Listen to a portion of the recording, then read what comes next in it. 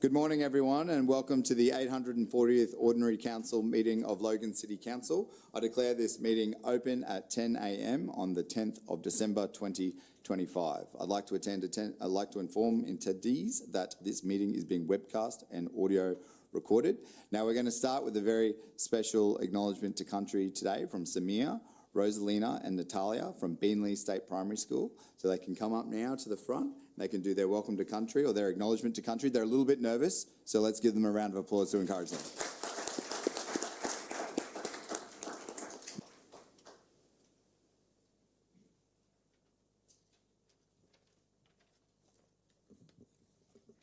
Good morning, everyone. I'm Samir, this is Rosalina and Natalia, and we are from Beenleigh State School.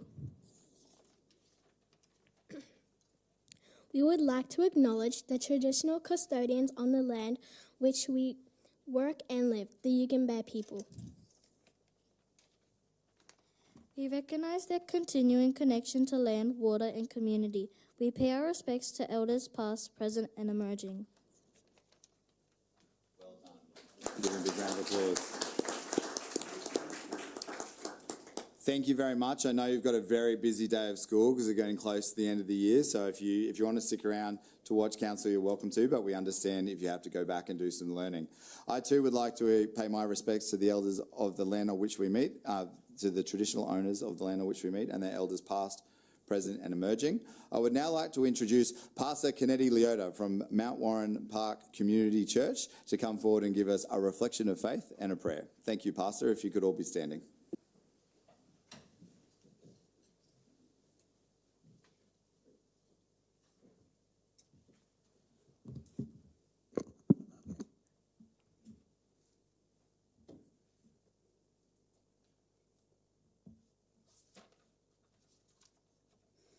Thank you, Mayor, for the opportunity. What a privilege for me to be standing here before you. I know I was here before about 10 years ago, and it is an awesome responsibility and also an opportunity to pray for our city. I extend my gratitude to my councillor, Karen Murphy, for inviting me. She's a good leader of our community.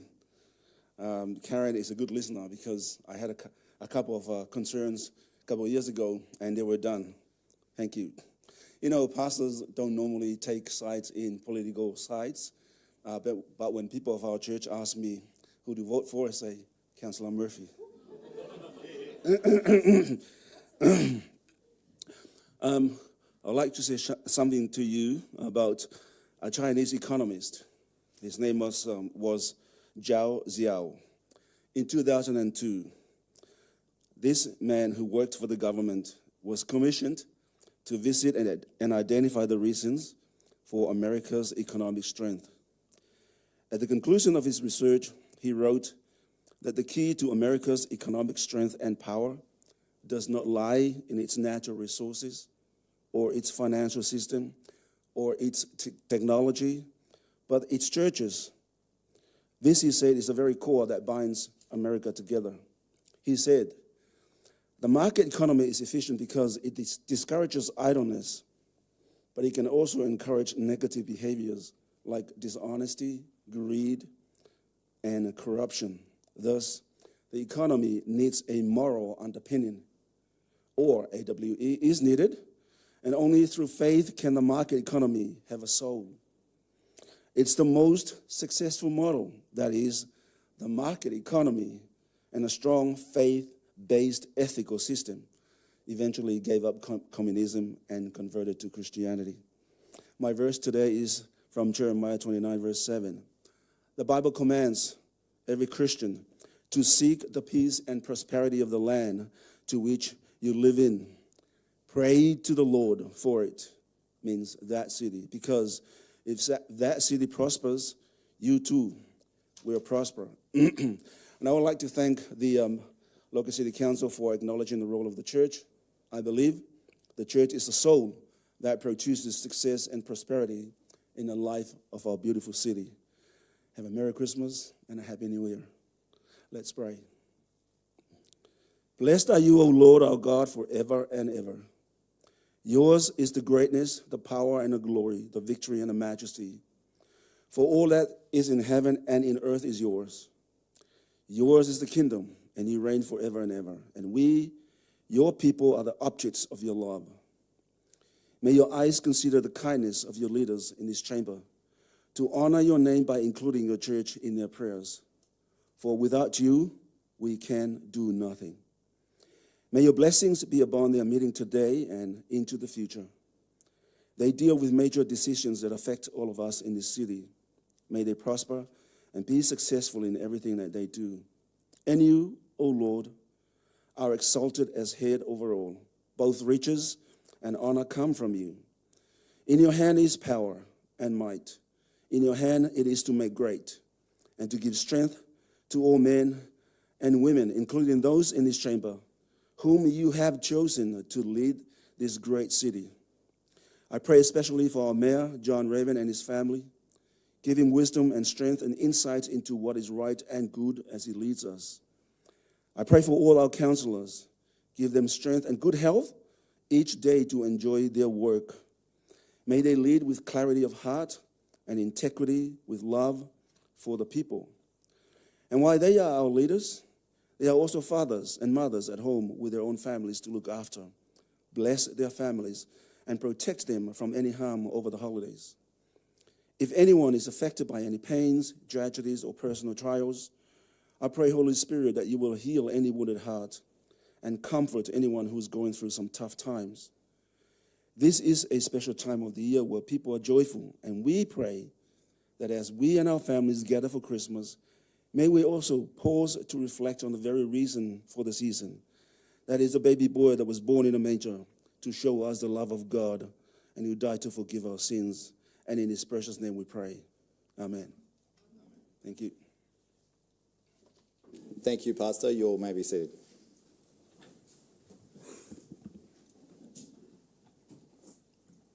Now, Pastor, I know that Christmas is the busiest time of year for pastors in Christian churches, so I understand if you've got other duties to attend, but we'd love you to stay if you can. I now move to leaves of absence and attendance. I note that Councillors Fraser, Wilcox and Bannon have requested a leave of absence for today's meeting. Councillor Fraser's leave of absence will be dealt with first. It is on the screen now. Would someone like to move that motion? Thank you, Councillor Hall. Would someone like to second that motion? Thank you, Councillor Jackson. All those in favour, please raise your hand. That has been carried unanimously. Thank you, councillors.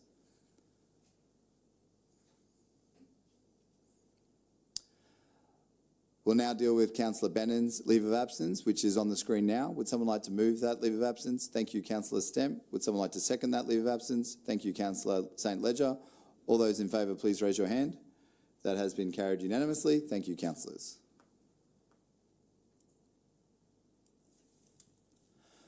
We'll now deal with Councillor Wilcox's leave of absence, which is on the screen now. Would someone like to move that leave of absence? Thank you, Councillor Hall. That has been seconded by Councillor Murphy. All those in favour, please raise your hand. That has been carried unanimously. Thank you, councillors. We'll now move to condolences. Do any councillors have any condolences they would like to offer today? There being none, I have one that I will offer on behalf of Councillor Wilcox in her absence.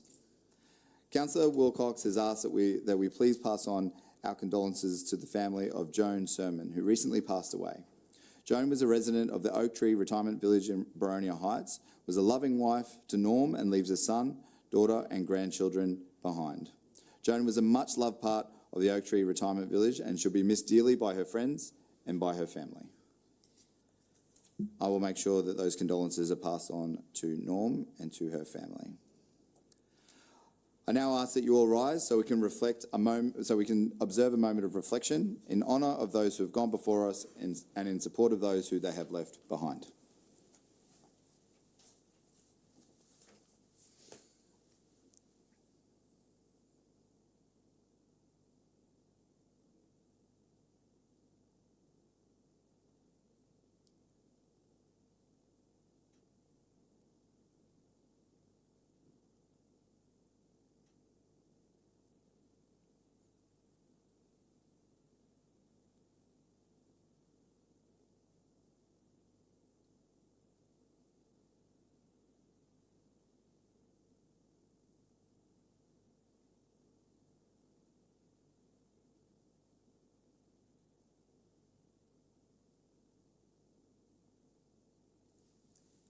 Thank you. You may all be seated.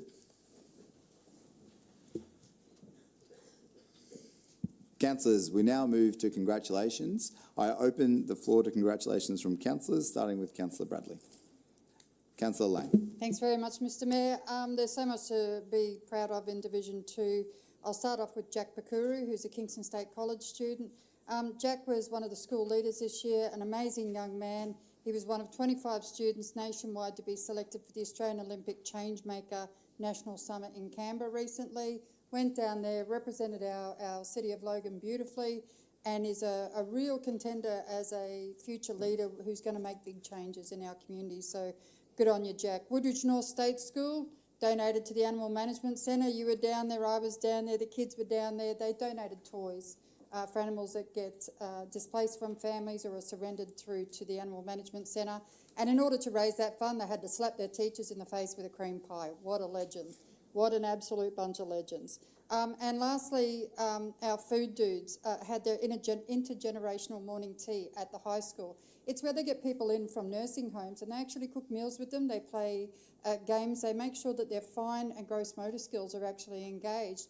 And the seniors absolutely love it. I think they're a wonderful, our future is wonderful with these young people that we have coming through our local schools. And I just want to say how proud I am of each and every one of our local schools and what they do for our community. Thank you. Thank you, Councillor Lane. Councillor Russell. Councillor St Ledger. Councillor Jackson. Councillor Hall.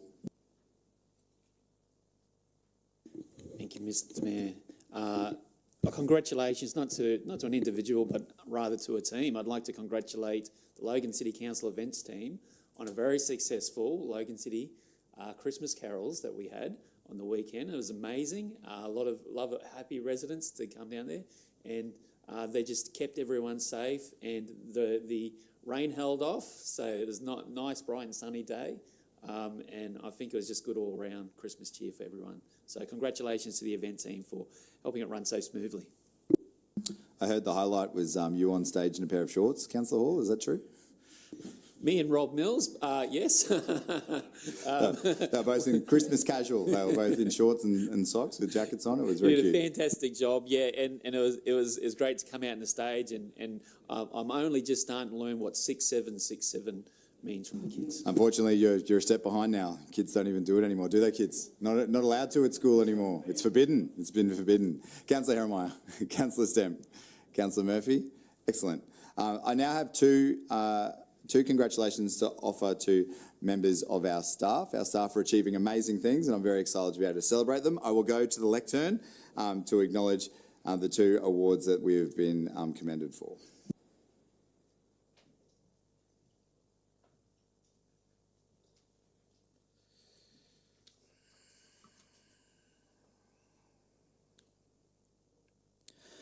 On the 23rd of October, during the Royal Lifesaving Society of Queensland's 150-year celebration, Logan City Council was recognised with a prestigious industry award presented by the Honourable Dan Purdy MP, Minister for Police and Emergency Services. This award celebrates our commitment to and achievement of high standards of aquatic safety across our city's facilities. It also recognises Logan City Council's relationship with the Royal Lifesaving Society. Today, we congratulate our venue and events branch team members to Brad Page, Sean Kelly, Michael Matthews, and Talia King for this achievement. Your work has not only raised the bar for safety and compliance, but has positioned Logan as a leader in innovation and community wellbeing.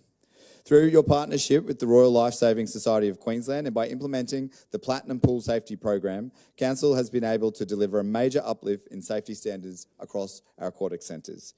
You've also delivered the installation of Queensland's first lifeguard-assisted AI safety technology and shown Council's commitment to its corporate plan vision for building a smart future by embracing innovation. On behalf of Logan City Council and our community, thank you for your commitment to keeping our residents safe. I'd now like to invite you all up to come and get a photo and to accept the award.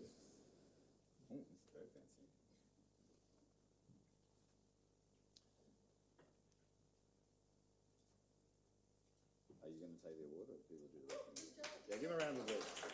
No, they just happy for a photo, Dad. You can't back.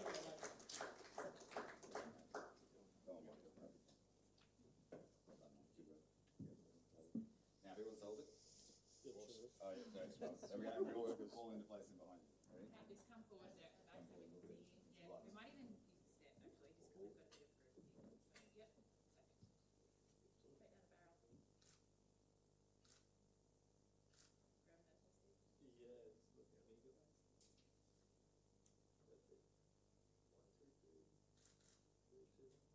of proof here. So, yep, perfect. Straight down the barrel. Grab that testing. I was going to do one more without flash. This is the glass. Amazing. Well done, guys. Congratulations. Give him another round of applause.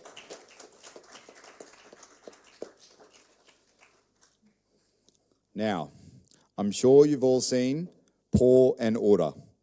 It's a council video that's had over 320,000 views, 600 comments, 5,300 reactions on social media. For those who haven't, go to council's Facebook page right now and look it up.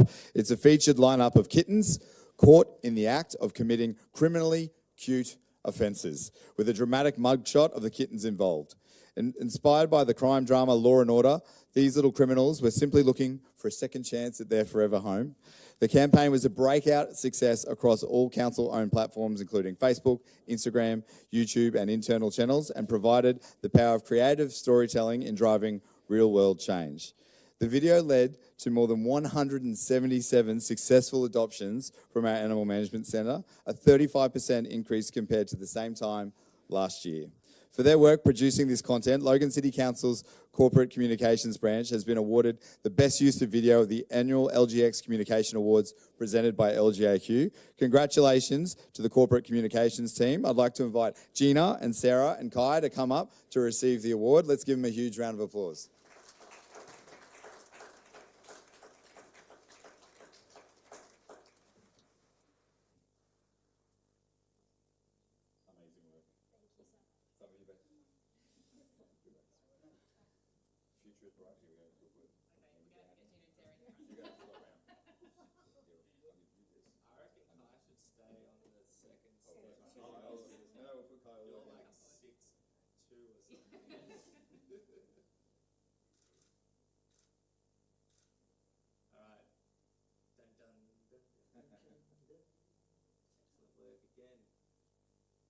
Well done, everyone. Keep up the good work. Can't wait to see the next one. Give it a round of applause.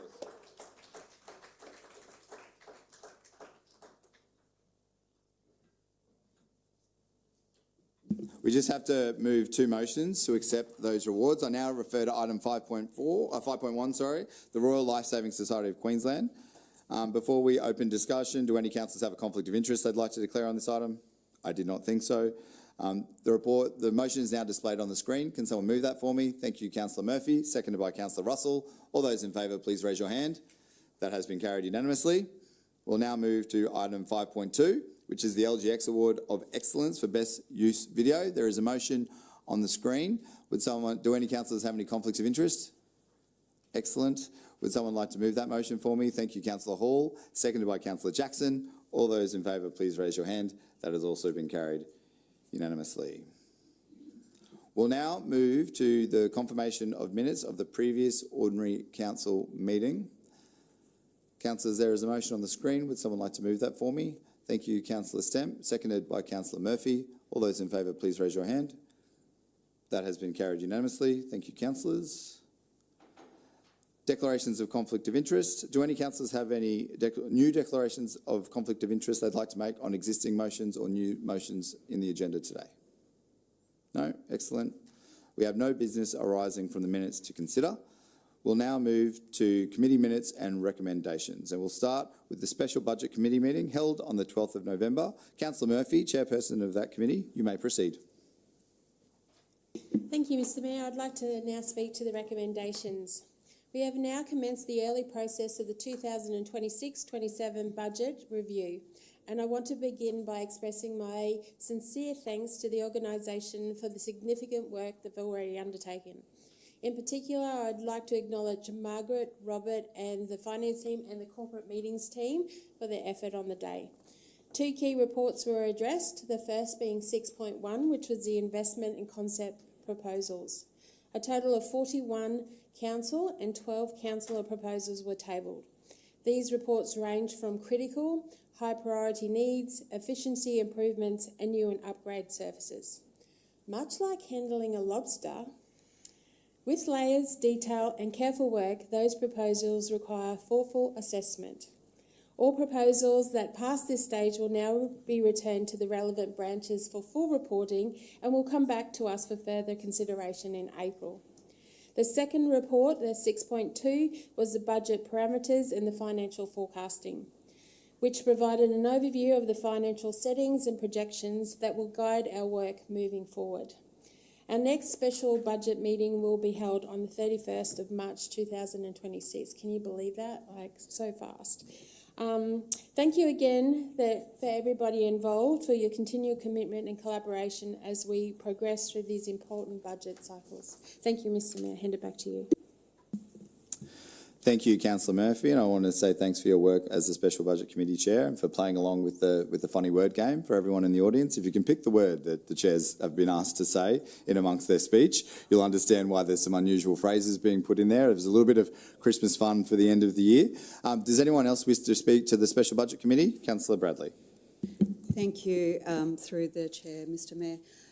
I have expressed to the Chair and also to the Director, actually that's probably not your correct title now. Executive General Manager. Yeah, so Mr. Strachan, that I would like to go through each program if we could, because there's a lot of programs that councillors possibly aren't aware of and that I'm not even aware of, even though I've been here a long time.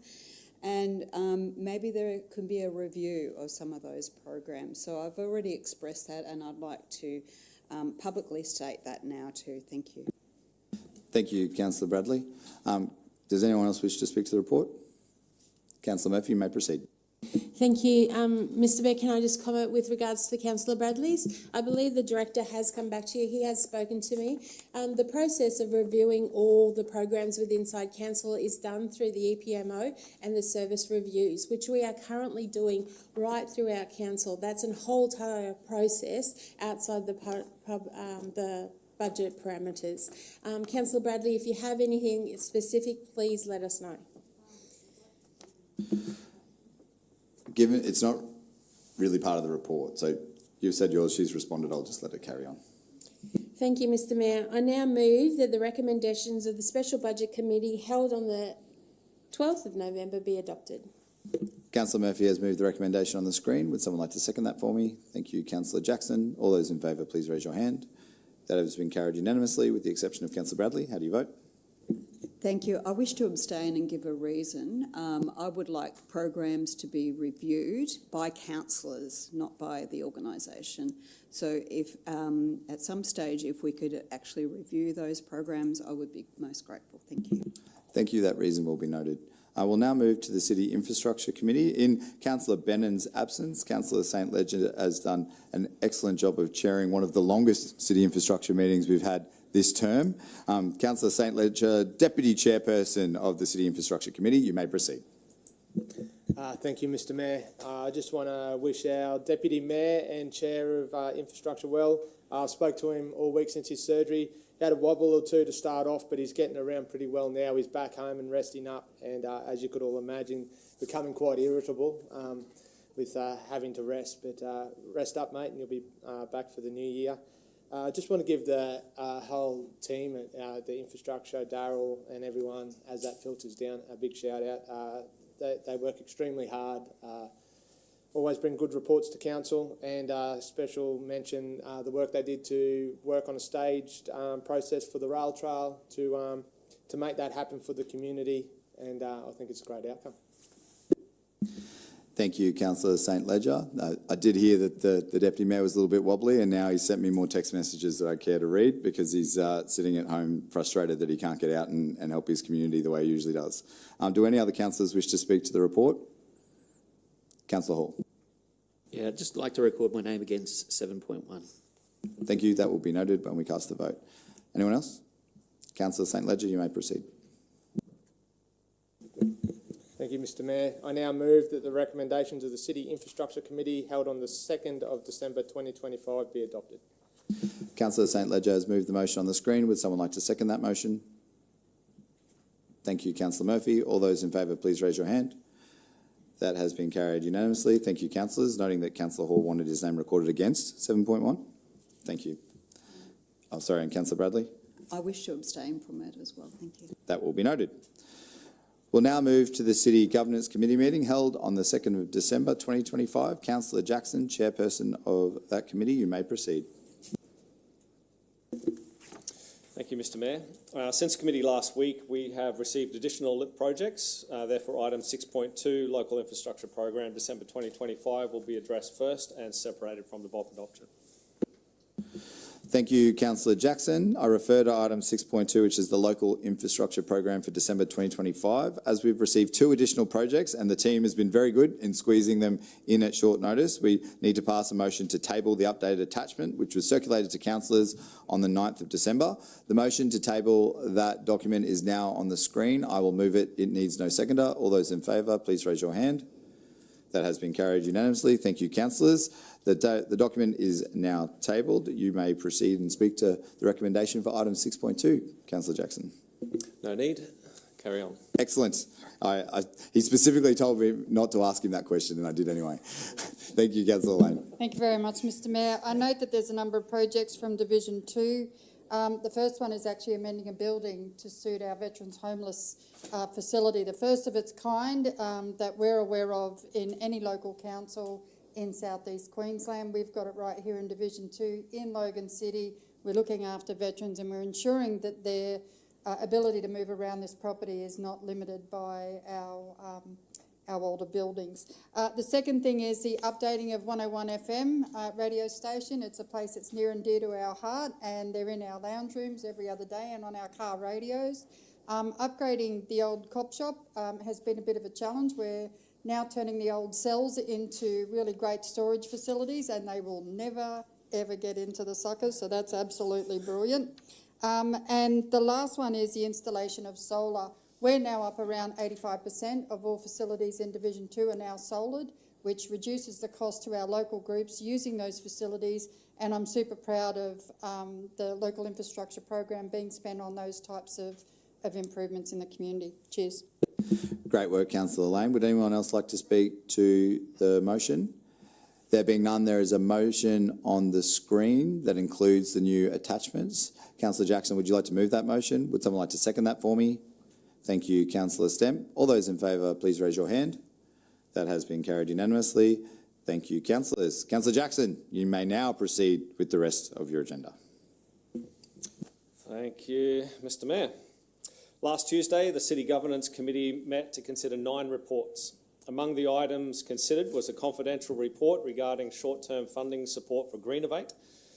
The local infrastructure report for November 2025 was presented, outlining 12 new projects and 2 material amendments. The monthly financial performance report for October 2025 was considered. Proposed amendments to the contract manual were also tabled for consideration. A mid-year review of the 2025-26 budget was undertaken and the proposed amendments were considered. The committee received an update on strategic risks and reviewed the proposed amendments. A report on council law expenses for the current financial year, which may have included a gherkin, was presented. The committee also received an update on the proposed resumption strategy for the Logan and Gold Coast Faster Rail project. And finally, Phase 3 of Council's Policy Modernisation project was discussed, which proposed to adopt the draft CEO recruitment and appointment and performance policy, the complaints policy, concealed leak remission policy, and insurance and indemnity for councillors policy. Thank you, Councillor Jackson. Does anyone else wish to speak to the reports? Excellent. Who ordered the gherkin is the real question. Councillor Jackson, would you like to move the motion on the screen? Yes. Councillor Jackson has moved that motion. Would someone like to second the motion for me, please? Thank you, Councillor St Ledger. All those in favour, please raise your hand. That has been carried unanimously. Did any councillors wish to abstain or record their name against? I'll go one by one. Councillor Bradley. Thank you, through you, Mr Mayor. Can I have my name recorded as abstain from 6.9? Thank you. That will be noted. Councillor Hermeyer. Against 6.1, 6.5, 6.8 and 6.9. That will be noted. And Councillor Stemp. Mr Mayor, I was against 6.5. That will be noted as well. Thank you, councillors. I now refer to the City Planning and Economic Development Environment Committee meeting held on the 3rd of December 2025. Councillor Stemp, chairperson of that committee, you may proceed. Thank you, Mr Mayor. I will now speak to recommendations. Mr Mayor, we had 6 reports this round, with 6.1 providing an overview of the 2025 International Forum on Energy Transition and Alliance of Zero Carbon and Zero Waste Cities held in Suzhou, China, attended by myself and the Waste and Resource Recovery Manager, Mr Waste and Recovery General Manager, Michael Asnakar. This trip strengthened Council's sister city relationship with Suzhou and provided countless learnings with regard to waste management education, innovations within the energy sector, tourist ideas for our city, enable connections with other countries and industries, and ultimately put Logan on the map for those who knew very little about Australia or South East Queensland. Item 6.2, Draft Logan Plan Flood Update, sought council endorsement to investigate priority matters relating to flood mapping and policy identified for investigation based on initial consultation insights from public consultation on the Draft Logan Plan. Item 6.3 sought endorsement to reduce the financial risk to council associated with development, which is located outside or partly outside the priority infrastructure area. Mr Mayor, as Council's ability to deliver infrastructure continues to dwindle, due to cost and delivery pressures, the extra payment condition allows an applicant, instead of making an extra payment, to provide all or part of the infrastructure, which is subject to the extra payment condition, which will hopefully help relieve some of these pressures. And finally, we were also provided with 3 community benefit fund requests for council decision, with approved funds supporting activities across our city with a community purpose. Thank you. Thank you, Councillor Stemp. Do any councillors wish to speak to the report? There being none, Councillor Stemp, you may proceed with the dwindling time that you have. Thank you, Mr Mayor. I now move the recommendations of the City Planning, Economic Development and Environment Committee meeting held on the 3rd December be adopted. Councillor Stemp has moved the motion on the screen. Would someone like to second that motion? Thank you, Councillor St Ledger. All those in favour, please raise your hand. That has been carried unanimously. Thank you, councillors. Do any councillors wish to record their name against or abstain from any items on the report? Councillor Bradley. Thank you. Through you, Mr Mayor. Sorry, I'm just looking for the number. I've written it down. Unfortunately, I wasn't in attendance, but can I have my name abstaining against the Draft Logan Plan, whatever number that is? And I would like to give a reason. Yes. I would have liked to have gone further than the report. Thank you, Councillor Bradley. That will be noted. Any other councillors?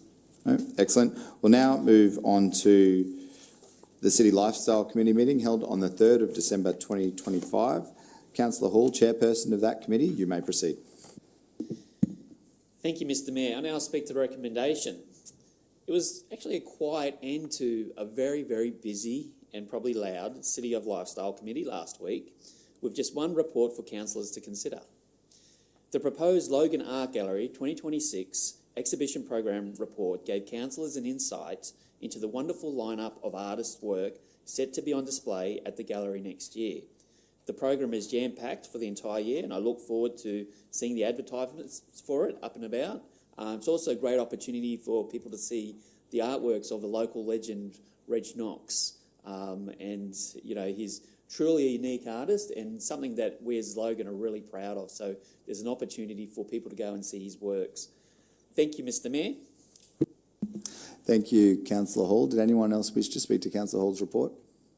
There being none, Councillor Hall, you may proceed.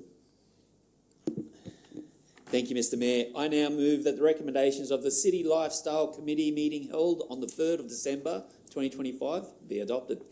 Thank you, Councillor Hall. Councillor Hall has moved the motion on the screen. Would someone like to second that motion? Thank you, Councillor Stemp. All those in favour, please raise your hand. That has been carried unanimously. Thank you, councillors. Do any councillors wish to record their name against or abstain from the items on that report? No? Excellent. Councillors, we'll now move to council reports, and with your indulgence, I'll address 10.2 first, which is a proposed amendment to section 155 of the Local Government Act 2009.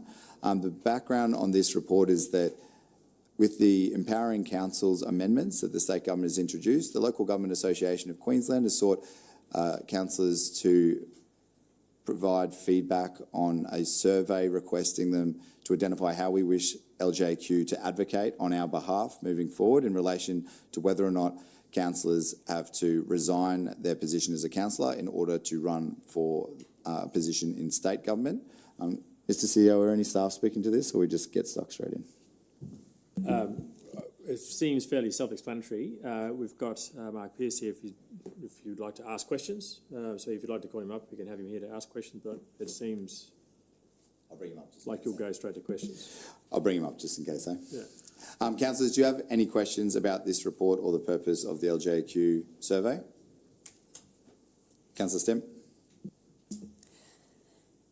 Thank you, Mr. Mayor. Through you, I just want to know if you could tell me what other levels of government have to do in terms of running for a candidate position. For if they were to run for another level of government, do they have to resign? Do we know?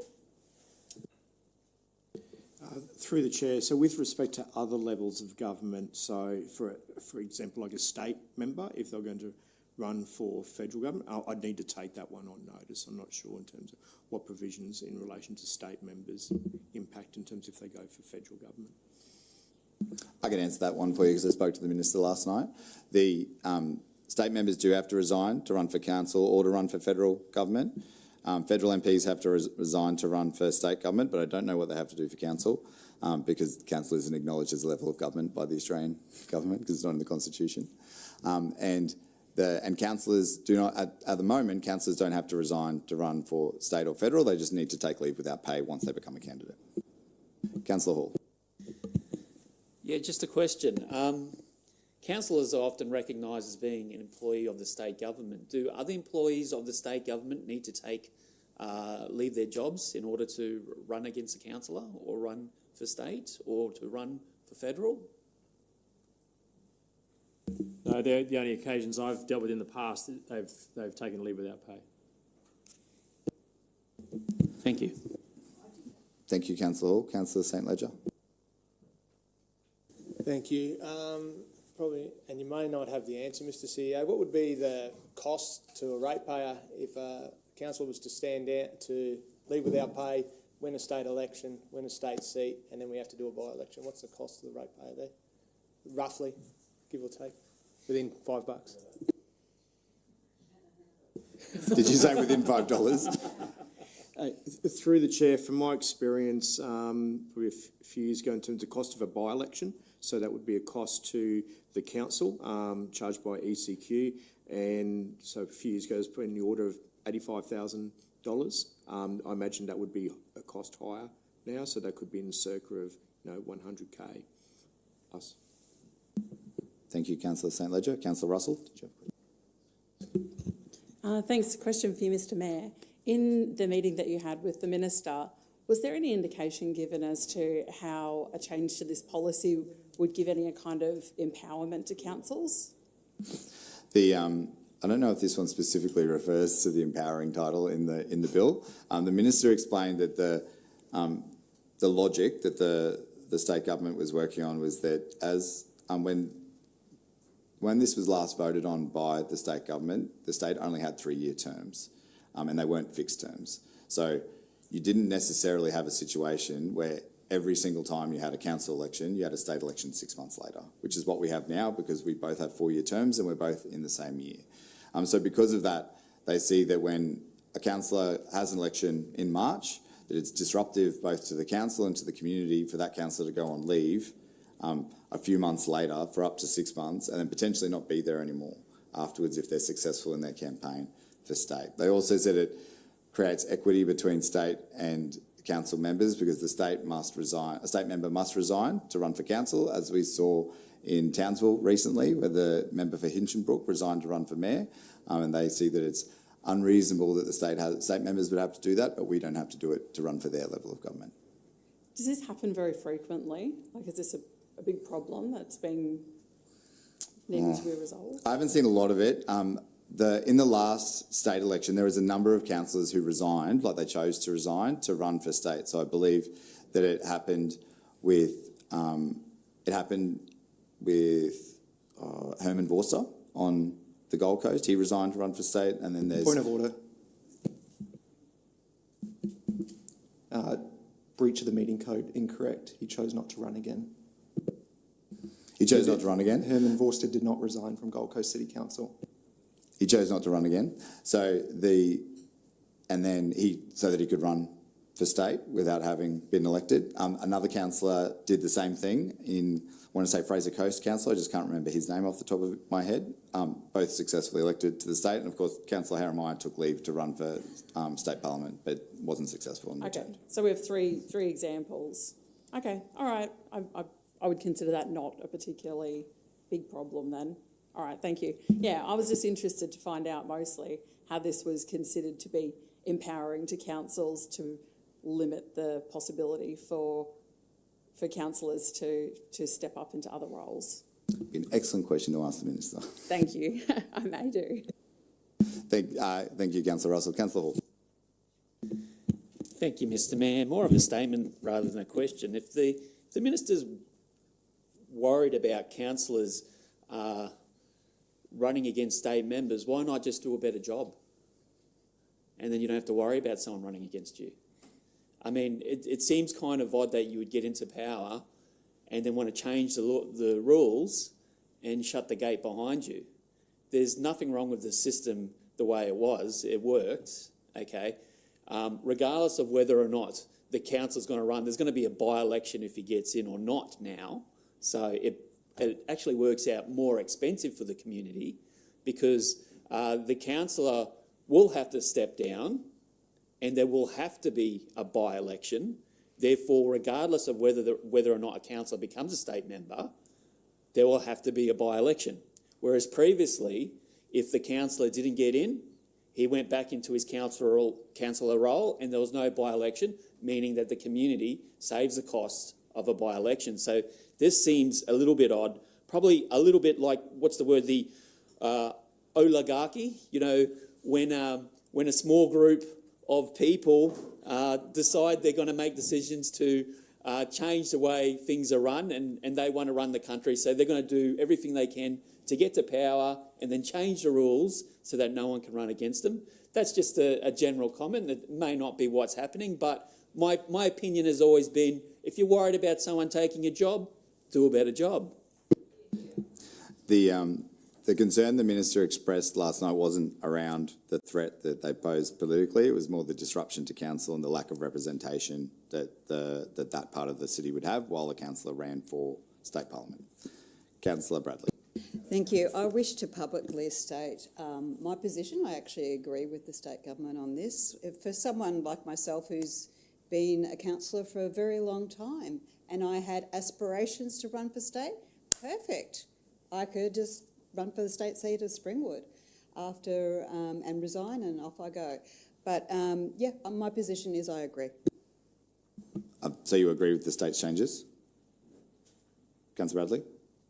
You agree with the state or you agree with LGAQ? I did state that. With the state? Okay. Councillor Stemp and then Councillor Murphy.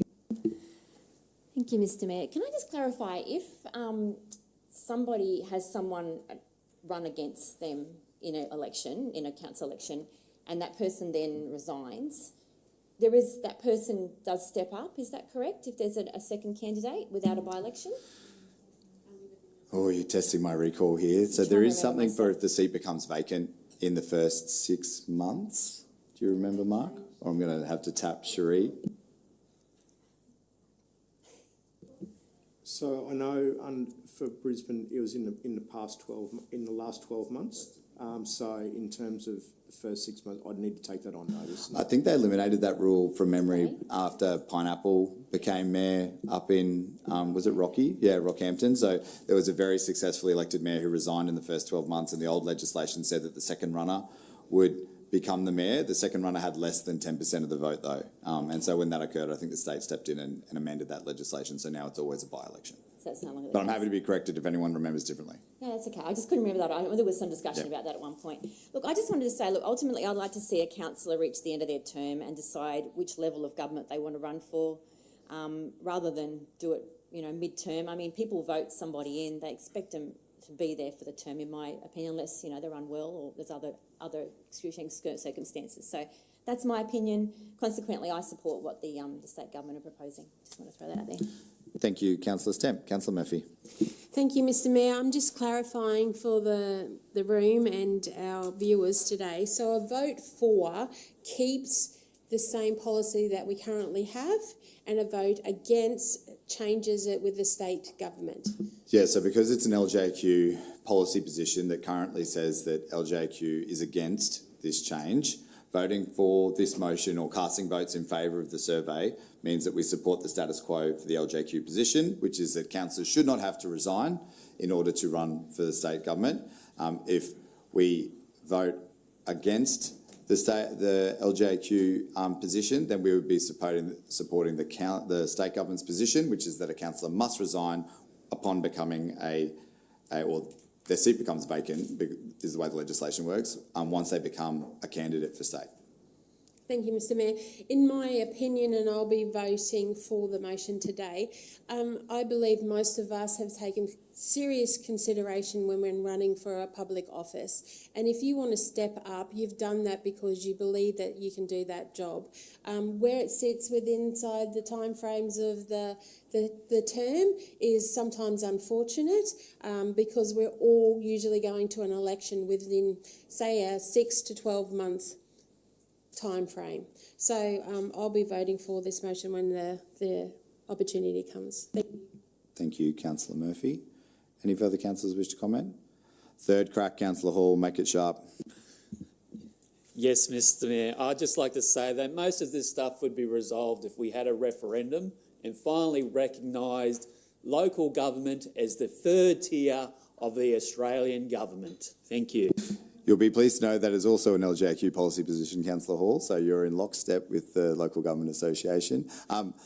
For the public record, my views, which I've expressed before, are that I believe if you are elected to a position that you should serve the full term unless you're actually unable to due to your physical health or other extreme circumstances. And if you wish to run for another level of government, then you should not be serving in your current level of government before doing so. The state government, I support the state government's position on that because I feel it provides stability to local government and the expectation for people who elect us that we will be there to serve them for the 4 years that they elect us without looking to run for another level of government. Now, councillors, the way that this motion... Oh, sorry, Councillor Jeremiah. Thank you, Mr. Mayor. My perspective on this is very simple. We've heard things about by-election costs. We've heard things about the stable element of government. But what's more important than debates in council chambers and parliamentarians talking to each other is the right for voters to choose who they want their representatives to be. Now, my opinion is that cutting out the candidate pool is never a good thing to do. People should have the right to choose who their representatives should be. A lot of the time, councillors find that it's difficult to do their job because the state government isn't doing theirs. So having candidates from local government to put their hand up to make sure that they can represent their communities is a good thing. Not allowing candidates to put their hand up because of a job is not a good thing. Now, I also hope that any councillors who believe that the LGAQ should reform their perspective and that the LGAQ should say that councillors have to resign to run for state should be lobbying the federal government to change the rules as well. Because right now, even if this bill passes Parliament, councillors can still run for federal Parliament. So if you have an opinion that councillors shouldn't have the ability to run for other tiers of government, to be consistent in that point of view, there should be advocacy to make sure that it applies to both the state level of government but also the federal level of government. But people should be able to choose their representatives, and cutting out candidates is never a good thing to do. Thank you. Thank you, Councillor Jeremiah. And your remarks reminded me that the Minister addressed that concern specifically, saying that nothing prevents a councillor from running for state. They just have to leave their position as councillor in order to run. So they're still completely eligible to run. So the state feels that that doesn't prevent your concern, which is that you'll lose candidates because they're unable to run. They've fully got their democratic rights to run. They just have to resign from their position as councillor to do so. And they don't see that as an issue. Thank you. I've read the explanatory memo. I've seen the speeches on the floor of Parliament, which is how you interpret legislation. In Queensland, local government mayors don't have the ability to speak on behalf of a state government, whether it be the parliamentary wing or the executive branch, being ministers. So I've seen what the ministers and what the legislation actually says. It does limit the candidate pool because a current councillor cannot be a candidate for state parliament without resigning from their local government office. The Minister asked me to pass on her remarks, so I'm not speaking on her behalf. Thank you, Councillor Jeremiah. Now, councillors, the way this vote will work is that there are 10 of us in the room. So if we have a draw, while I have the casting vote, there are 10 votes to cast. So if we have a draw, we'll go 5 each way, because that means that the council is unable to decide at this point which position we will take. So Logan City Council is a large council, so when we vote on conference floor for LGAQ or in motions like this, we have up to 10 votes to distribute. I'm in your hands because there are 10 of us. You could each say how you want me to cast your vote and I could cast it appropriately. That does disenfranchise the councillors who aren't here. That's the only challenge, and the view of the majority would normally be the view that we roll with. So I'll put the motion to the vote, doing for the LGAQ motion first, which is business as usual, so status quo, then against the LGAQ position, which would change it to support the state government's position. And if those both fail, we'll go to whatever happens next. How does that sound? Excellent. So the motion for first, for the LGAQ motion first. So 10 votes. This motion will be to cast 10 votes in favour of the LGAQ motion that was on the screen previously. So voting in favour of the LGAQ motion will mean that we maintain the status quo of the LGAQ policy position, which is that councillors do not have to resign to run for state. All those in favour for the status quo being maintained, please raise your hand now. I have 5.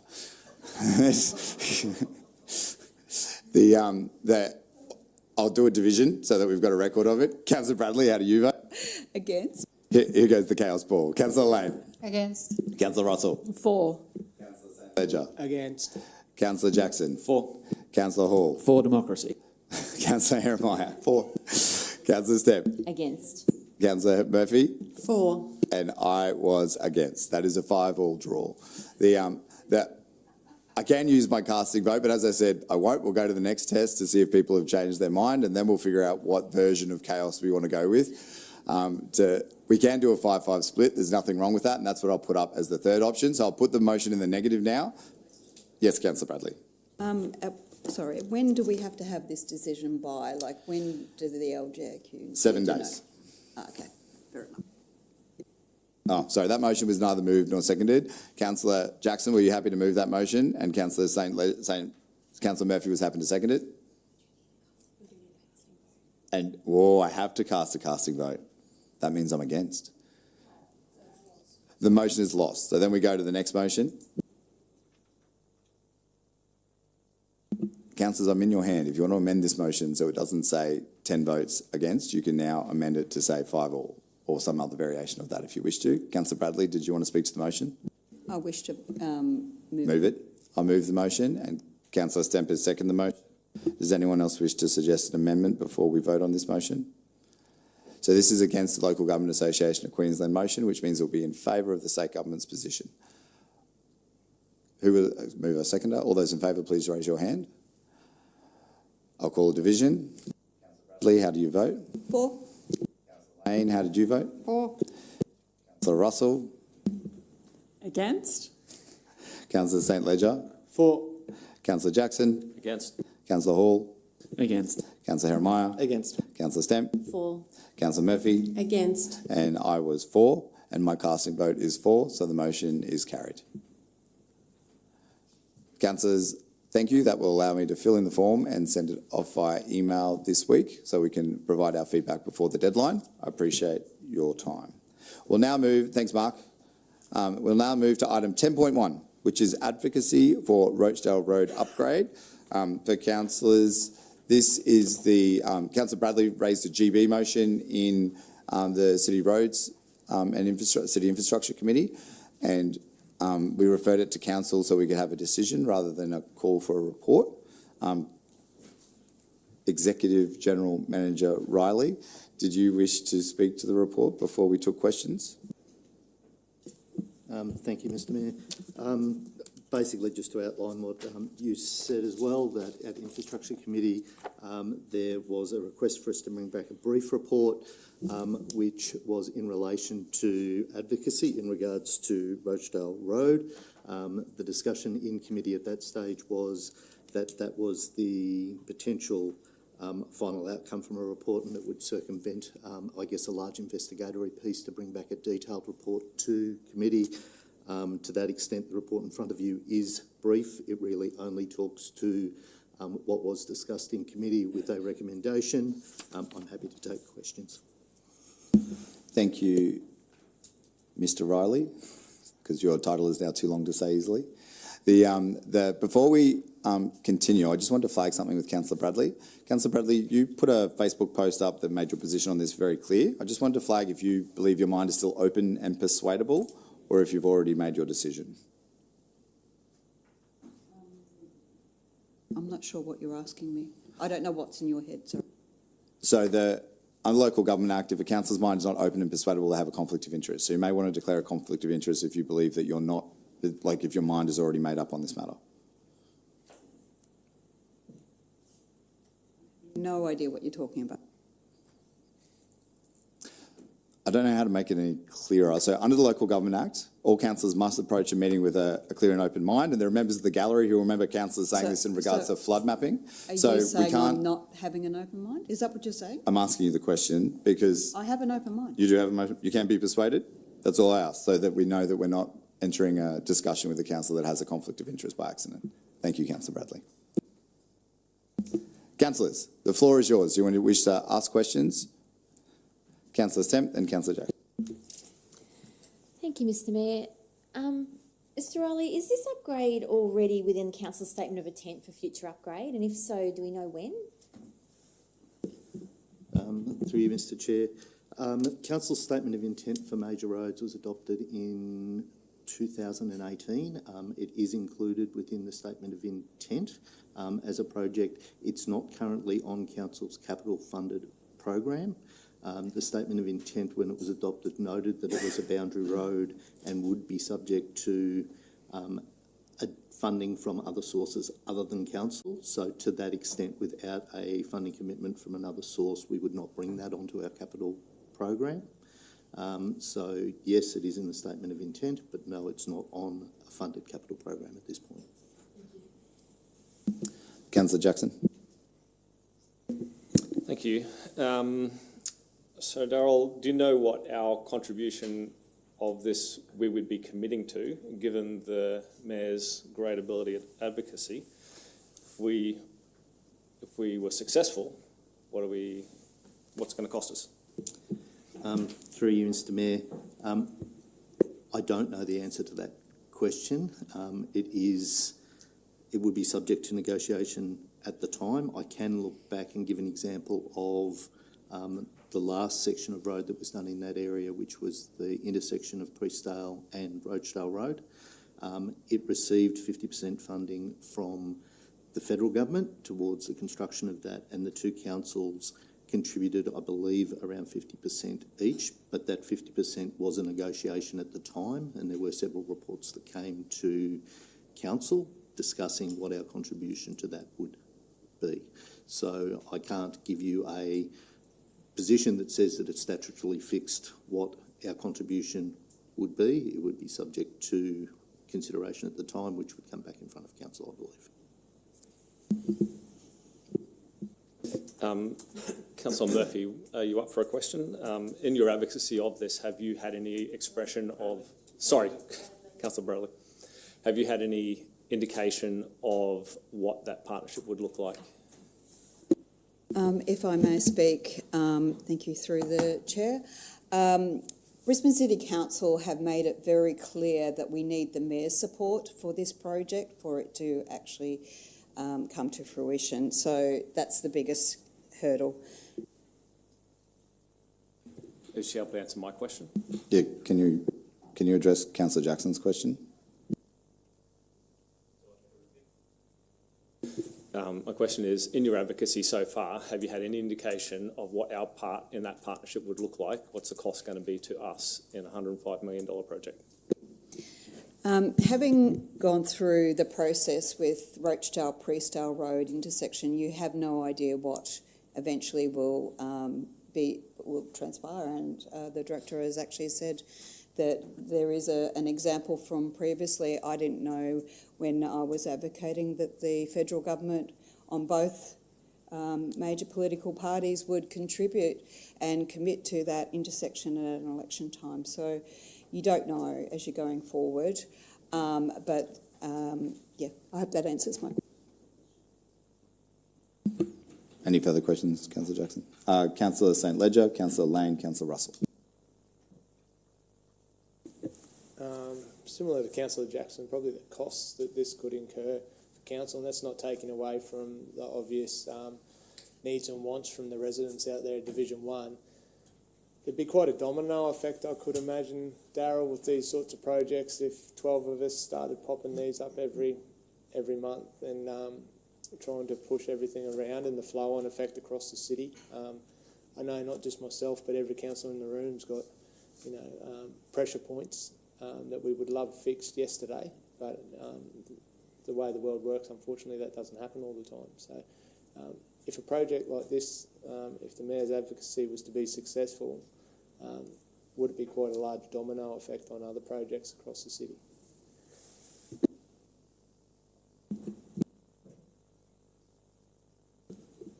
I'm sorry, I didn't quite gather the question.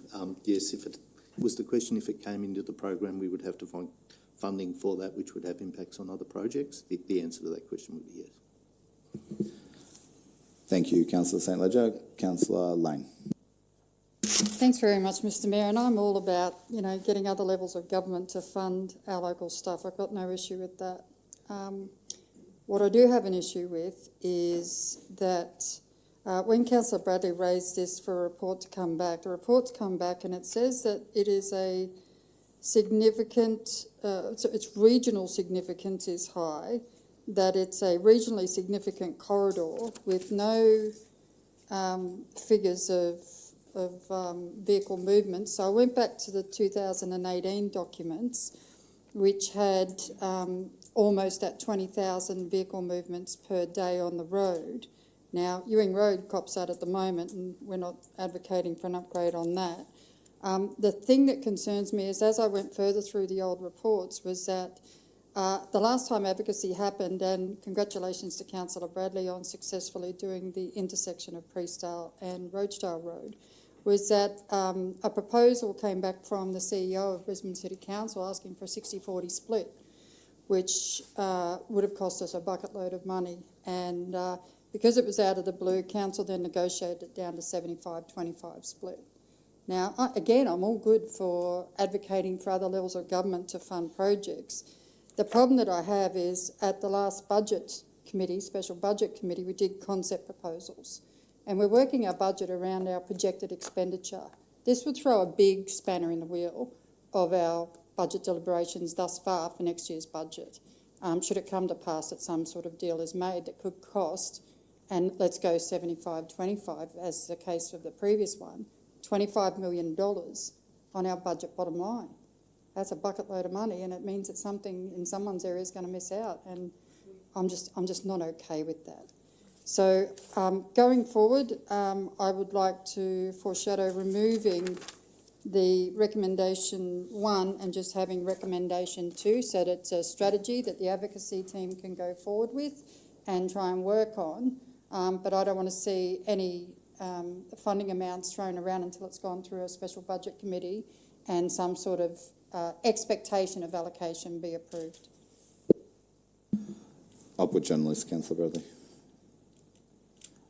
Councillor Russell, then Councillor Bradley, then myself.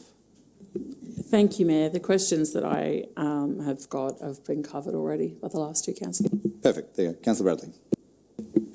Thank you, through you, Mr Mayor. So in 2018, Rochedale Road was listed number 7.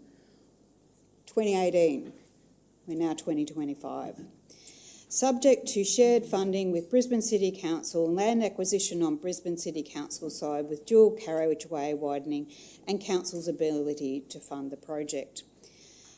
Also listed at number 4, Johnson Road, Division 7, same issue, subject to Brisbane City Council funding. Number 1, number 2, Logan Lee Road, that happened, finished March this year. Number 3, Goodna Road. 5, Waraga Road. 6, Crossan Lane Extension. That is it is not listed by myself, it's staff who objectively list that. Thank you, Councillor Bradley. I just had some questions, and you sort of clarified one of them there for me by reading out the SOI. Thank you. When you were speaking to Brisbane City Council, have they acquired the land? Like, are they ready to go? Is that why this is coming up now? I'm just trying to understand, because you haven't spoken to me about this since 2018 when we voted on it last time, but you're now clearly very motivated, and that's great. That's what we want our local councillors to do. So is it because Brisbane City Council is ready to go? May, through you, Mr Mayor. So, Mr Mayor, I have attempted to talk to you. I've called you, I've texted you. I've asked you to come to Rochdale Road and meet with the residents. But regardless, Brisbane City Council have strongly indicated that they will not progress with this unless we have the support of the Mayor. Have you got that in writing? As stated at each meeting I've had. And who did you meet with? Councillor Bradley? Who did you meet with? Through you, Mr Mayor, I've met with the chair people of Brisbane City Council, the infrastructure chairs. Great, thank you. And the reason I ask is because that was different to what you said in the committee meeting. You said you'd met with someone in the state government and that you made it sound as though they'd made some kind of support or commitment towards it. Is there more money that I don't know about that we can access if we support this now? I'm just trying to understand if there's a burning opportunity for us to jump on this, because I'm happy to do it if there is. Through you, Mr Mayor, yes, I have met with the state government, and yes, they have indicated. And who did you meet with? Councillor Bradley, I need to know if, you haven't provided any information about the context of this report other than what we've got in front of us. So if I can't understand what I'm voting on, then I can't support it, and I want to support it. So who did you meet with? I do find this quite harassing, Mr Mayor. If I had a conversation with you, I would tell you. But I'm not going to say that in this chamber because I don't know their names off by heart. Okay. And so that means you don't have a commitment in writing from them? It was just a conversation? I do find this very harassing, Mr Mayor. I just need to ask questions in order to be able to understand what I'm voting for, Councillor Bradley. And as I said in committee, very happy to support you. But if there's more to this than what's in the report, and we have a very light report so that we could get moving on this quickly, because the concerns that councillors have expressed, and I'm sensitive to those concerns, is that we have major roads like Park Ridge Road, like Teviot Road, like Waterford Tambourine Road, that all need funding. And if your funding is available faster, that makes a difference to me, because it means that your funding, that will prioritise you over these other projects, because we'll have to commit our budget funding to that. So, and those parts of the city, I hear from those residents constantly. Whenever I go out that way, I hear from it all the time. Whereas the first time I've heard about Rochdale Road was from you when you started raising this recently, which doesn't limit its importance, but it's just that this is the first time it's come in front of me. And if there is some additional funding that's available that I don't know about, that's why I'm asking the question, so that I can be fully informed before I make my decision. Councillor Bradley. I'll answer your queries in this way. On the 12th of August this year, the state government announced funding to Brisbane City Council for a section of Rochdale Road and Gardner Road under the Residential Activation Fund to activate new homes in the Rochdale area. That's all I'll say. Okay, so they receive RAF funding. So that means there is extra money. That's exactly the information I'm trying to understand so that we can make a decision in the public interest. Because at the moment, it sounds like we need to do an assessment, similar to what Councillor Lane has suggested, to identify our advocacy priorities, because we haven't really looked at it since 2022, to see where this project sits. If there is funding available, it sits at the top, but that's the reality. And that means we would go nearly straight away. But if there isn't funding available, then it goes into the pool and we have to decide what the highest and greatest need is for the city rather than who's asked most recently. Councillor Jackson. I haven't seen an announcement on that RAT funding. We received an announcement on the projects we were doing. Is there an announcement on the RAT funding that gives an amount that is being contributed to that? I can ask the staff to find that, Councillor Bradley. You don't, unless you know off the top of your head. I don't have the figure in front of me, but I did actually put one of them up, the Gardiner Road one, on the 12th of August. That announcement was made. The Gardiner Road, but Rochdale Road has also received funding for under their Residential Activation Fund. We're right, we've got extreme growth on our area, boundary of our area, right on our Brisbane City Council, Logan City Council boundary. That's why they justified that funding. I didn't catch a dollar amount. Is there a dollar amount that's been committed? I think the CEO has found that information for you. Just for the through the Mayor, from the ministerial statement, it was $47 million towards the $57 million Gardiner Road extension and $14.7 million for the Rochdale Road and Ford Road stormwater project. So that's not for the road. That's for stormwater. So we're still up for 105 million. I understand this, sorry. And Councillor Bradley, just to clarify, because we discussed this in committee, but not all councillors were here, Gardiner Road is a road that runs parallel to Rochdale Road, is that right, Director? And because School Road was closed for one-way traffic for the buses, and so they essentially lost one road, which is what's put the extra pressure on Rochdale Road, which our residents are experiencing. No, that hasn't? Have I got, sorry, I'm in your hands, Councillor Bradley, because I don't know the area as well as you do. Can I clarify? Again, I do find this quite harassing, Mr Mayor. It would have been good had you spoken to me in person, met with me out on site with residents. But Rochdale Road was listed number 7 in 2018 when School Road was open. So that was well and truly before the closure, which happened in, from memory, 2022. And yes, it has actually increased the pressure, but the assessment was done in 2018. Thank you, Councillor Bradley, and I would have happily met with residents if you had done so in good faith, but as you know, you sent me a text message and then attacked me on social media literally 1 minute later instead of engaging with me respectfully and appropriately. So if you want to engage respectfully, we can work together really easily, very easily, and I'm very happy to do that because I want good things for Division 1, but I also want good things for the entire city, and we need to know what the best use of public funds is. And if you've got a whole bunch of money associated with this project, that is the best use of public funds. What's your point of order?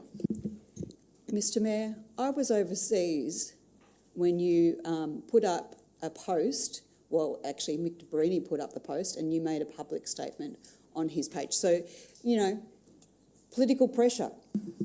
We are in an environment of political pressure. People get defamed. We are in a place of political pressure. That's not a point of order.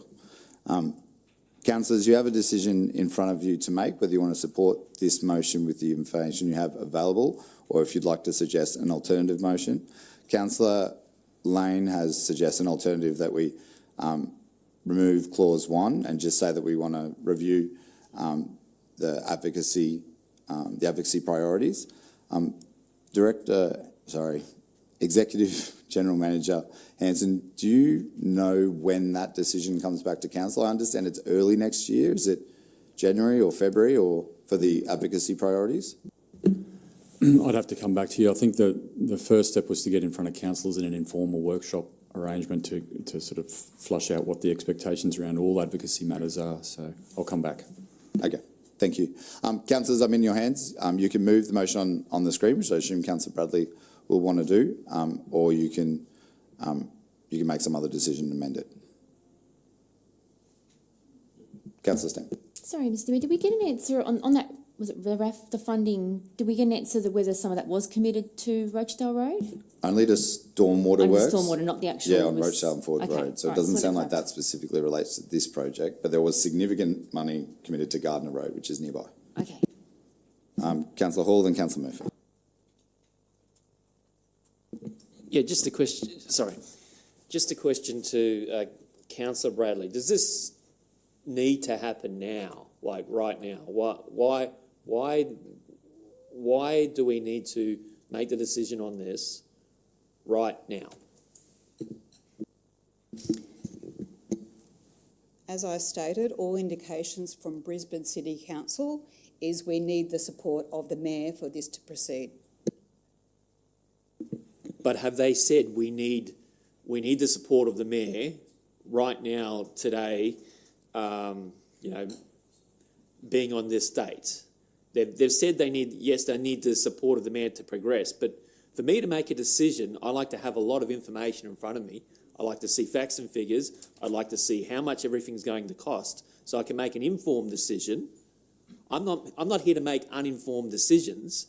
There's not enough in front of me right now or in this to say how much my city is going to be spending on this and how much their city is going to be committing or how much any politician is going to be committing. We've only heard one little bit, and I'm not entirely sure if it's actually for the road or for the drain. I don't believe there's any harm in just waiting, fleshing this out, getting more information, and then making a decision after you have all the information at hand. Thank you, Councillor Hall. I'll go to Councillor Murphy and then I'll let you wrap up. Councillor Bradley. Thank you, through the Mayor. Councillor Bradley, I don't have any issue with you advocating for your residents. My concern from the Budget Chair is our ability to fund this. That's the real problem. And I know that in this report it states, and please correct us if it's wrong, it says that its further upgrades should be delivered through a collaborating funding partnership between all three government levels. So we've spoken to Brisbane City Council. Does state and the federals, have they collaborated with you at all with regards to this, or is this the starting point for you to get to there? And we just need to have the ability to fund. There's some approximate numbers here of $105 million, which is no small feat in our budget process, and whether that will change the statement of intent. And I understand that you've been talking about the statement of intent since 2018, but there's some roads on there that you mentioned, say Warraga Road, and I know that the plans have been done for that Warraga Road, but they're looking in 2030 before they're delivered, and that's at the same date. We have all pressures of roads coming forward. I just wonder, I don't have any issue with you advocating whatsoever, but have we got all levels of government talking to each other, or only Brisbane City Council? Councillor Bradley. To answer your question, Councillor Murphy, this is a starting point. I'm not expecting the road to be delivered next week, next year, next 2 years. It's a process. It takes a lot of advocacy, I can't even say the word, to actually proceed. It takes a long time. So Rochdale-Priestdale Road intersection, that took at least 15 years. So I'm not saying it's going to happen in the budget next financial year or anything like that. All I'm asking for is to start the process. And again, we need the Mayor's support to do so. Obviously, you've already started discussions with the Brisbane City Council and state government by the sounds of it. Have we gone to the federals as well? Yeah. No. Okay. And that would help with the section 2 of that report and the recommendation for the Transform Logan and the advocacy branch to consider this as well. So this will all help you on your way, which you don't expect right now. You expect this as a process. It is a process. Thank you. Any further questions, councillors? Oh, sorry. Yep.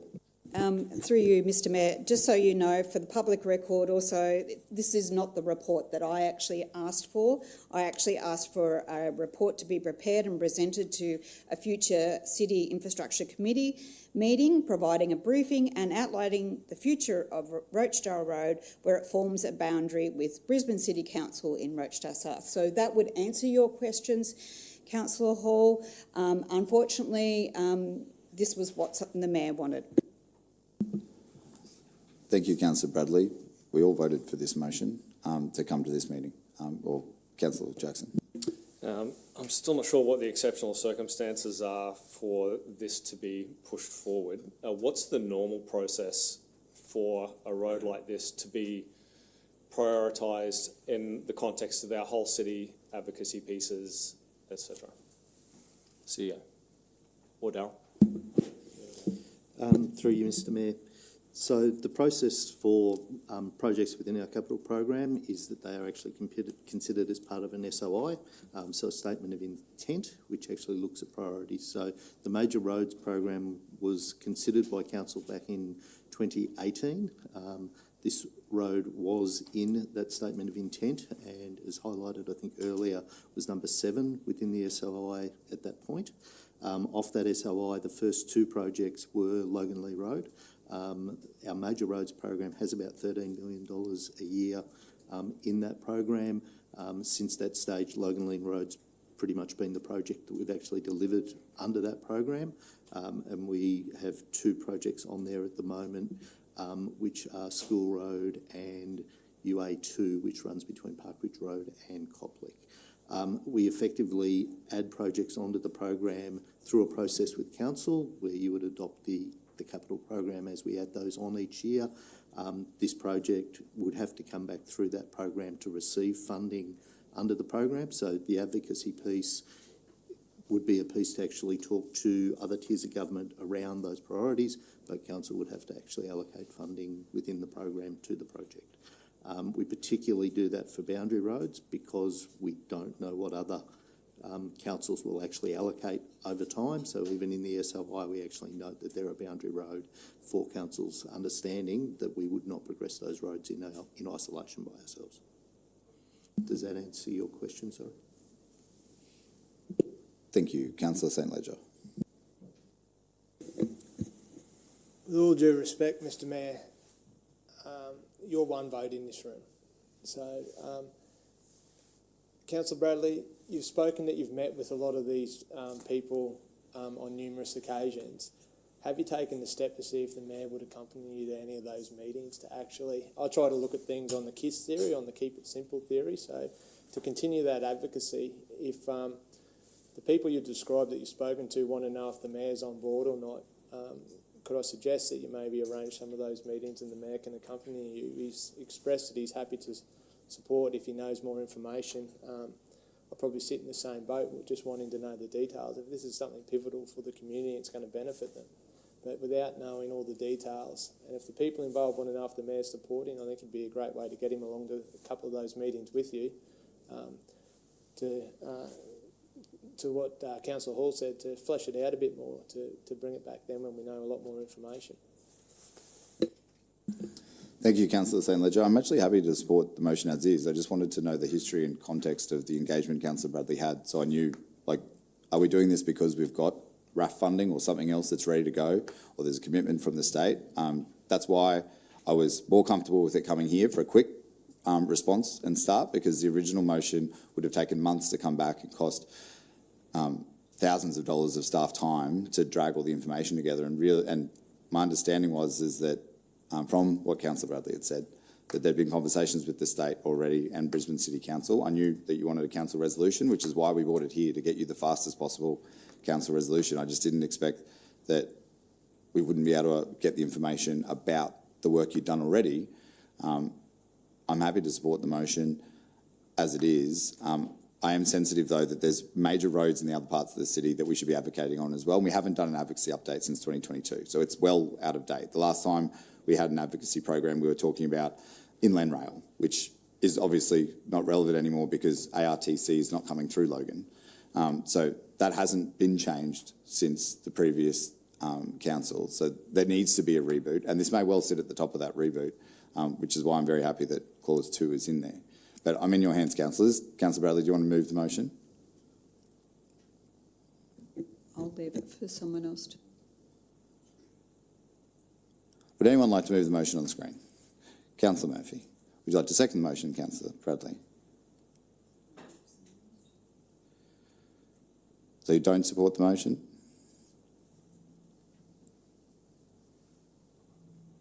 Would anyone else like to second the motion? no one seconds the motion fails. And we go back to changing the motion or voting against it. No one wishes to second the motion is lost. Councillors, would you like to change that motion in order to move something? Can you bring it back up on the screen, please? Councillor Murphy. Thank you, Mr. Mayor. Can we just then go to the second recommendation and just leave it at that, that the Transform Logan and the Advocacy branch consider the upgraded Rochedale Road?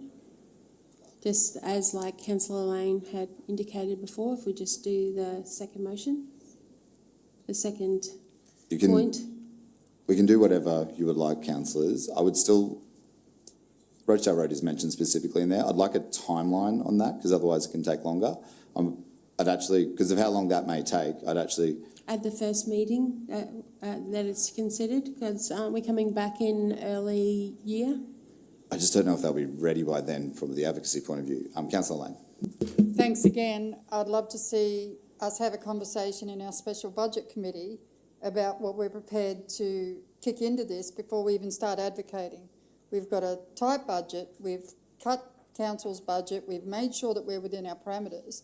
I'd like to see this go through special budget committee before we do the advocacy portion of it, but putting it on an advocacy list, I have no problem with that.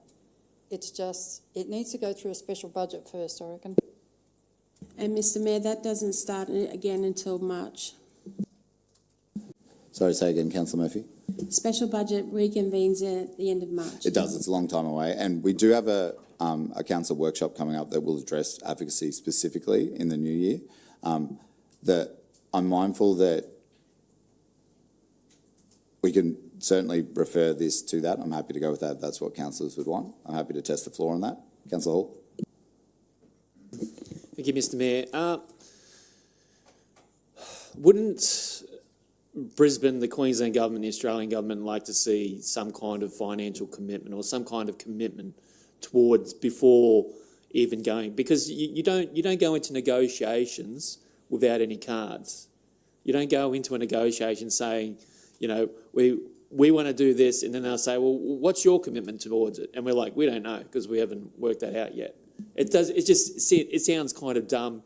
Being a bit of a negotiator in the past myself, I'd say we need to actually have a battle plan before we go out to battle. I don't want to speak on Councillor Bradley's behalf, but she clearly said she didn't need money in this budget because she expects it to take quite some time to evolve, and that's what Mr. Riley said earlier as well, with how long it took to do the Priestdale Road, Rochedale Road intersection. So I don't think you need a dollar figure to start advocacy. I do think you need a list of priorities though, because if we get given options, do you want A, B or C, we need to know which one we put forward first. And if it's this one, great, very happy to do that. Councillor Russell. Thanks, Mayor. If we are talking about whether or not, like if we're talking about whether we would vote, whether or not this is a priority, the thing is about priorities is that you can't make everything a priority, and it's likely that this would end up being a priority, but we can't make a decision today without comparing it against other potential priorities across the city. So I would feel uncomfortable voting on that today rather than we just consider it against all of the other possibilities in the workshop next year. Thank you. Question for Mr. Riley. Would the work that Councillor Bradley was asking to be done in her original GB motion be required for this to be considered as part of advocacy? Like, is that report still needed? Because I understand that work, that background work hasn't been done yet. So for it to be in that report, does it need it? Through you, Mr. Chair. I must admit I hadn't given thought to that point. There would have to be some work done by the organisation to actually understand the background and probably further investigation back into the SOI in regards to the priorities that we may have. I'm also not certain at this stage around that advocacy work where that actually goes to. So certainly if that relates to, say, a RAF2 round of submissions and the likes, I would expect that that would also still come back to council for consideration as to the applications that we would put in. And I spoke with the Deputy Premier's office yesterday, and they suggested that all roads funding should go through a RAF process to achieve funding.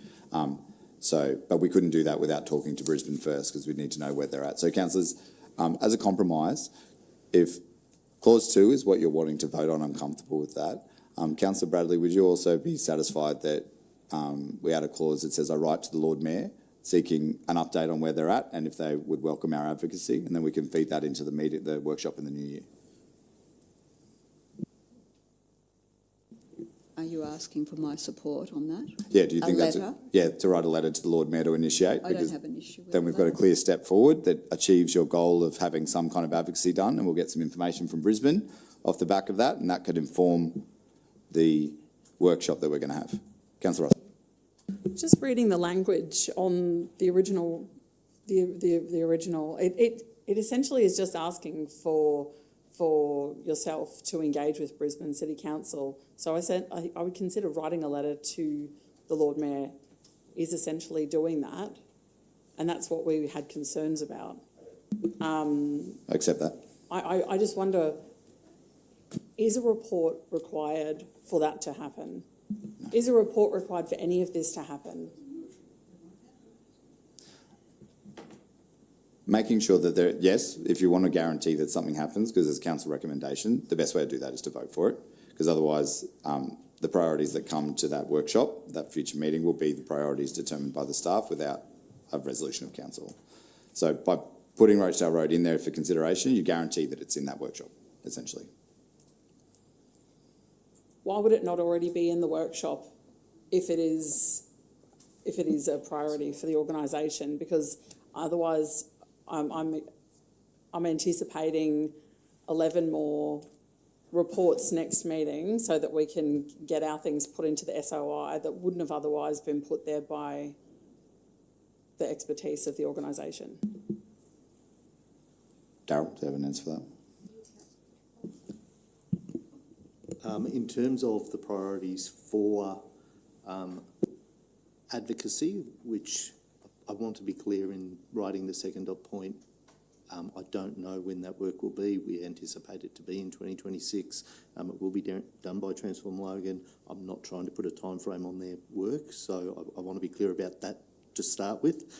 In terms of that piece of work, when we ultimately do that, it will decide the advocacy priorities of council. So in writing the second dot point, I was trying to be clear that it would be considered along with the other items that may come forward at that stage. So it has not been put forward at this stage as being our highest priority in that process, but it was put there to ensure that if the first clause was adopted, that it still had a process to run through the advocacy program, that it hadn't been elevated above that process.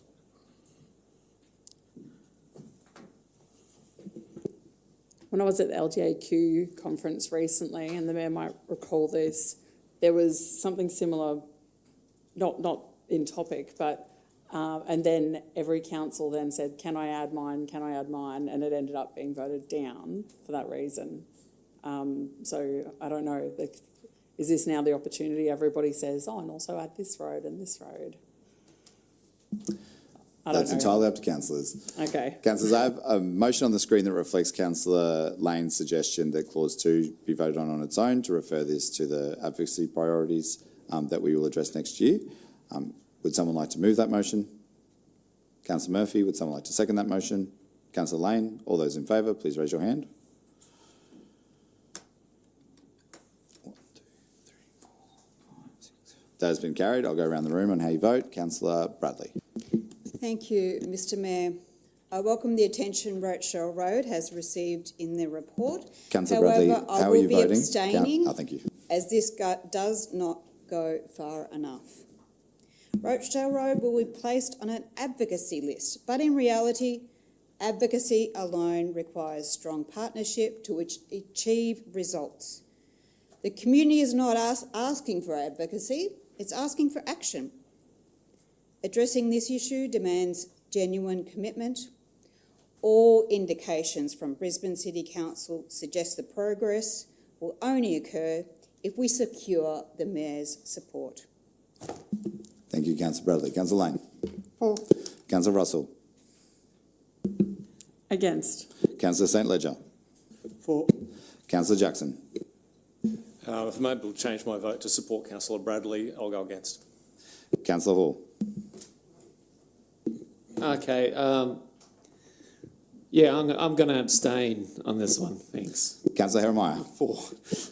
Councillor Stemp. For. Councillor Murphy. For. And I was for. That has been carried. 6 votes, 2 for. Thank you very much, councillors. Councillors, we now have, we have no late reports to consider, but we do have a petition to consider. Item 12.1. And my computer locked itself. That's how long we debated that one.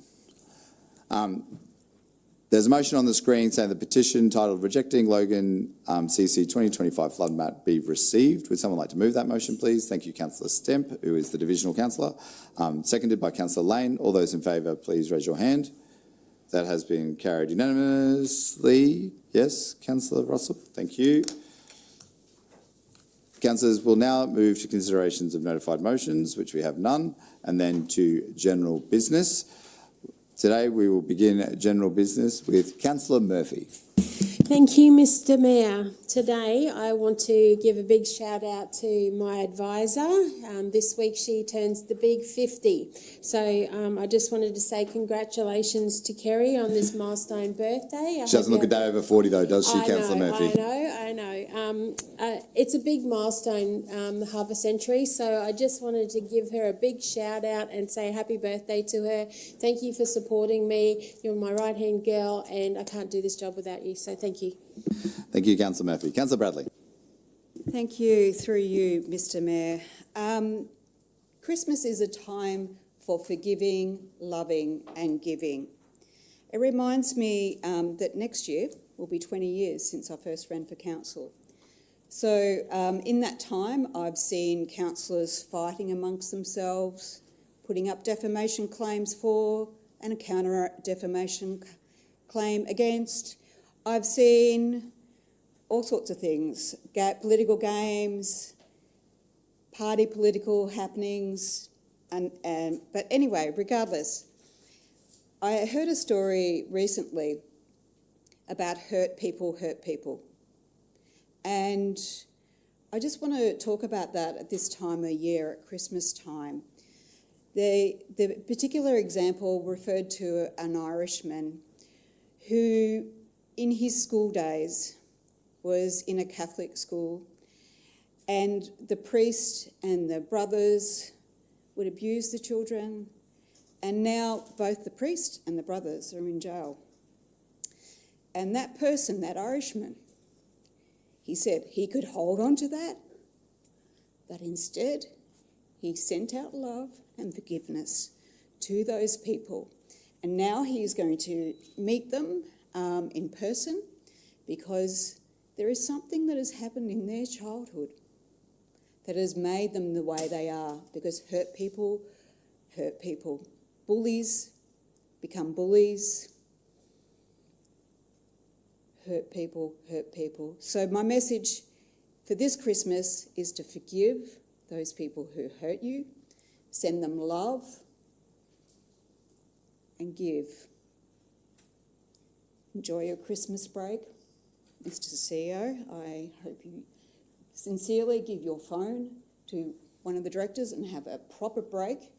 And Mr. Mayor, I hope you too have a proper break, and all the councillors here, the staff.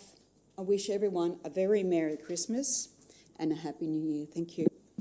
Thank you, Councillor Bradley. I'll do my very best. Councillor Lane. Thank you for that cheery, delightful general business. I think that there's a lot of meaning in that, and that's great. Mr. Mayor, I want to talk to the community about Gold Coast Faster Rail. Now, the state government, in their wonderful wisdom, has decided to adjust the plans, and guess what? For Woodridge, you little ripper. But what it actually does is they've also pulled back some of the spending on the project. And I have a genuine fear that some of the excess land on the rail corridor that was resumed will actually end up as public housing rather than social housing. Now, social housing for our community is just as important as public housing, because we've got a lot of graduates from the police force, graduates who are doing nursing in their first years, teachers who are doing their first years, people that are working in the state of Queensland as young employees coming into the job who can't afford to get into the rental market. So I'm actually planning on writing a letter to the Minister for Housing begging him for social housing for Division 2. We've got the most number of social housing homes in the whole of Logan, public housing homes in the whole of Logan, and quite frankly, we're kind of dealing with a lot here. So we're hoping for social housing. The second thing that I'll be doing over the Christmas period is drafting a letter to the Premier asking him to look at anti-hooning measures. And one of those measures is something that I've been advocating for a long time, and that is the puncturing of tyres at the point where they come off cars. So when you go in and you get a new set of tyres, let's put a big hole in the wall of them, and guess what? The little lights that go out and take them out of those car places can't use them for hooning. I think that's a simple thing. We can't rely on our police to go out and chase hoons. Let's actually take the tyres away and take some of the ability to actually go out and do burnouts on other people's expense. So I'll be doing that over the Christmas period. I also want to do a shout out to the council staff. Now, I know I'm a little bit demanding on occasion. I know that can sometimes appear that way, and sometimes I spit the dummy when I don't quite get my own way. But I will say this, the council staff deal with me in such a wonderful and friendly manner. From Jasper to Jason Chin to Anita to the roads crew, I just think that they're an amazing bunch of people. And I just want to say thanks very much for a great year. My community has benefited greatly from Logan City Council this year. We've got things up and running and operating that are absolutely fantastic. And I'm really proud of the council staff that we have. Do I have Barneys with them? Absolutely. That's what I'm meant to do. But we get there in the end. Now, lastly, tomorrow I'm going for some surgery. So much to my husband's delight, I won't be able to speak for a week. So I'll actually be off the blowers, and Lana, my advisor, will be taking all the calls. So Merry Christmas, everybody. Thank you, Councillor Lane. Councillor Russell. I'm going to keep it short and sweet. I just want to wish everybody a Merry Christmas. I'm really looking forward to the new year, and I hope everybody gets a great rest. Council's a huge organisation, and it is amazing what everybody in this organisation does for the city. So thank you to all of them, and a special thanks to Nikki, who's helping me in the office. And yeah, have a beautiful break, everyone. Thank you, Councillor Russell. Councillor St. Ledger. Thank you, Mr. Mayor. Merry Christmas to everyone. Thank you to all the staff in the building. As Councillor Lane touched on, always very supportive. Always answer your phone, get things done. Christmas is one of those times, it's not the same for everybody, so make sure, reach out and give someone a call, maybe that you haven't spoken to in a while. And, different people celebrate Christmas differently, so enjoy yourself. If you're having a cold beer to relax over the holidays, don't drive. Support the local Uber company, and be safe, and see you in the new year. Thank you, Councillor St. Ledger. Councillor Jackson. Councillor Hall. Of course I'm going to say something for general business. So, I'd like to wish everyone a very, very Merry Christmas. All the council staff, the CEO. I think we've had a really, really tough term so far. I need to reach out and thank my advisor, Matt. He's really taken on board a really difficult position, because I set a goal that, when a resident responds, we're going to respond straight away, and we're going to, get it on the way. And he's really taken that on board. Poor fella was barely able to go see Oasis when they came in, because I was like, have you done all the emails? Is everything? Yeah. Okay. And I decided to take on extra responsibilities this year with taking on the audit and risk with Councillor Jeremiah. So that puts a lot of pressure on your office as well when you do that. But definitely want to thank the Lifestyle Directorate for all the hard work they've done. We've had a lot of changes here in council. So staff have moved to different roles. Staff have taken on extra responsibilities, and we're all doing it within a very, very tight budget. That's a difficult thing to do in any organisation. I'd like to wish a Merry Christmas to everyone at home, and just a reminder to please don't drink or drive, and don't drive if you're tired either. I lost my brother-in-law on my birthday, which is the 29th of December, on my birthday, because he drove tired. He has 3 daughters. He had 2 of the daughters in the car with him, and they basically saw their father pass away because he was too tired to drive. So if you're with family or you're at an event, don't go home. Don't drink and drive. Take a rest. Just sleep where you are. Get an Uber. Do something like that. Do something else. Just definitely don't put your life or your family's life at risk this Christmas. And I'd like to wish everyone, especially my cohort, my council family, we bicker, we fight, but at the end of the day, we are a family. Anyone you work with is part of your family. That's just the gypsy way, okay? So, everybody, have a very gypsy Merry Christmas. Thank you.